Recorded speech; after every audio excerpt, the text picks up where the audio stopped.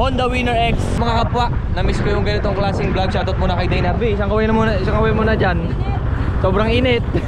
Isang mabilisan lang kasi tumigil tayo dito ngayon sa tabi ng highway. Ayan, isang mabilisan. Kasama natin ngayon yung Winner X natin. So bibigyan ko kayo ng first impression right dito kasi matagal ko na tong nabili. Kaso nga lang, hindi natin magamit yan. Sobrang pangit ang panahon at saka hindi tayo masyado nag-ride na nakaraan. So ito, isang mabilisan. Sobrang na-miss ko yung ganitong klaseng vlog kasi nakakatawa din yung mga kapwa natin. Nagko-comment sila na namimiss na raw nila yung ganitong klaseng vlog. So ito na, return of the comeback na natin mga kapwa. Isang mabilisang first ride impression lang tayo dito sa Winner X natin. Isang mabilisan lang to. Let's go! Isang mabilisan. Woo! Na-miss ko tong ganitong POV. Na-miss ko yung ganitong view mga kapwa. Na-miss nyo rin ba? Sobra nakakamiss. Ano pa yung glass? Angas naman talaga. Ayan, isang mabilisan. Siyempre sa looks kaya na humusga, pero ito talaga yung napili kong kulay. Napakaangas naman talaga. Ang sarap tingnan. ABS Racing ang tawag dyan guys. Yung Racing Red na tinatawag nila. Ewan ko kung tama ko, Racing Red. Basta yun yung ABS na racing variant nila. Red na red. Ang ganda no? Marami. Ang init no? Yan. Na-miss ko yung ganito mga kapwa. Isang mabilisang ano, ang tawag dito, first impression. Pero hindi na to yung first, pero quickie review lang. Let's go Winner X. Ayan, makalipas na i-drive ko tong motor na to ng medyo matagal na rin, ilang linggo na. Ang sarap naman talaga. Grabe oh, easy lang oh. Ang smooth, walang vibration. Wala kang makaramdaman no. Easy sandaan no. Grabe, na-miss ko to mga kapwa. Ang smooth lang. Kahit takbong sandaan, wala kang makaramdaman talagang vibration. Grabe. By the way mga kapwa, na-miss ko talaga kayo. Ang tagal kong walang vlog ng ganito. Hindi ko alam kung narinig nyo ako o ano. Hindi ko alam kung nagana yung mic ko. Pero nakakatawa. Ang sarap gamitin, and so far after ilang days na nagagamit ko to, very fun talaga siya gamitin. Napaka-stable kasi mataba yung gulong. Ang ganda ng suspension. Ay, ang dami nating pag-uusapan dito guys. Pero isa sa mga first impression at nagustuhan ko talaga dito sa motor na to, suspension. Number 1 suspension talaga. At saka yung makina. Ayan o, cruising speed tayo 100. Cruising speed lang. Wala kang mararamdamang vibration.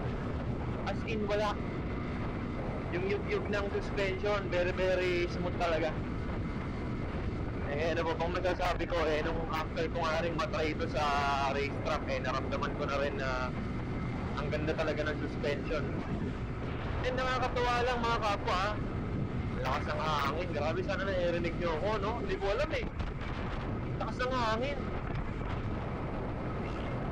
Nakakatuwa at nakakagulat to mga kapwa kasi yung gearing niya medyo galit no? Medyo galit yung gearing niya. Galit yung RPM niya sa takbong 100. Well, nakakatawa kasi itong Winner X natin, DOHC 4 valves. Again ha, DOHC. At saka imagine, dalawa kami ni Dane, easy lang maka-100 dito sa Winner X. Nakakamiss magmotor mga kapwa. Siyempre marami magtatanong sa atin. Baka yung mga bagong nakakapanood lang nito magtatanong, bakit Winner X? Isang mabilisan, ginawan ko na to ng video, even dati pa sa TikTok, sa FB. Naggawa tayo ng comparison sa mga underbone na kilala na rin naman natin. Kahit yung motor ko, kinumpare ko na rin. And having driven itong motor na to sa racetrack, and eto finally meron na tayong Winner X, nadadrive natin siya sa karsada. Masasabi ko naman talagang tama yung in-expect ko dito at saka naputol yung vlog. Sira na yung mga battery ng GoPro. Sira na yung mga battery ng GoPro natin, mga kapwa, sa tagal hindi nagamit. Oh. Miss you, mga kapwa. Kain muna kami dito sa South Supermarket. Wow. Kain mo na full vlog. Ah! Ang init, grabe guys. Ako kasi parang 1 year and a half na akong hindi nakakapag-motor. Nabilang OBR. So ayun. Ayan. Wala pang nameless, si nameless. Nakahiga yung video natin ngayon. Hindi na ako sanay mag-video ng pahiga. Tama ba? Ayun, naputol na yung video natin kanina mga kapwa kasi sira na pala yung GoPro ko. Ito na lang, nakagawa na tayo ng first impression natin kasi talagang unang-unang ride talaga yun ng malog na malog yung karsada, diretso-diretso. Yun lang talaga yung klarong ride na masasabi ko dun sa Winner X natin. Nakakatuwa kasi yun nga, as expected at saka kung ano yung performance na naramdaman ko nung unang labas pa lang ang Winner X. Kasi nung time na yun, bagong labas pa lang ang Winner X, bagong release lang talaga tapos may track day, tamang-tama, nakasali tayo sa track day.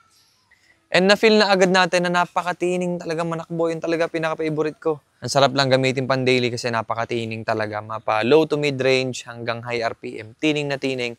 Walang vibration kahit cruising ka ng 100. Idagdag mo pa yung suspension. Yun yung pinaka-dalawang favorite ko dyan guys. Ngayon marami pa tayong pag-uusapan kasi napakarami pang detalyado. Features na meron si Winner X na hindi pa natin natatalakay katulad ng keyless, ABS, tapos syempre soon mag-upgrade tayo ng mouse bracket set kasi inaalam pa natin. And so far, ayun, high revving kasi takbong 100, gitil na gitil pa siya. So gusto pa niya mag-RPM, hindi katulad nung iba na parang pag pumatak ng 100, kalmado. Kalmado yung makina, tapos pag nilubugan mo, parang ayaw na magalit ng makina. Well, good thing kay Winner X, parang rev happy naman siya, mas gusto niya mas mataas na RPM. So antayin niyo yun sa mga susunod na videos natin. Nakakamiss lang yung mga gantong klase ng video, nakahiga na ganito, tapos POV nagmumotor. Na-miss ko din mga kapwa. Ayusin natin setup natin kasi yung mic ko din, pasensya na kasi basag din yung mic natin. Ngayon ko lang ulit kasi na-set, tsaka hindi pa tayo nakakahanap ng magandang gears ulit. So hanapan natin yung mas magandang gears yan para mas magawa natin ng mas magandang review. Yung overall review na talaga as in, detalyado na. Antayin nyo yan very very soon mga kapwa. So maraming salamat, solid support mga solid kapwa. Hanggang sa muli.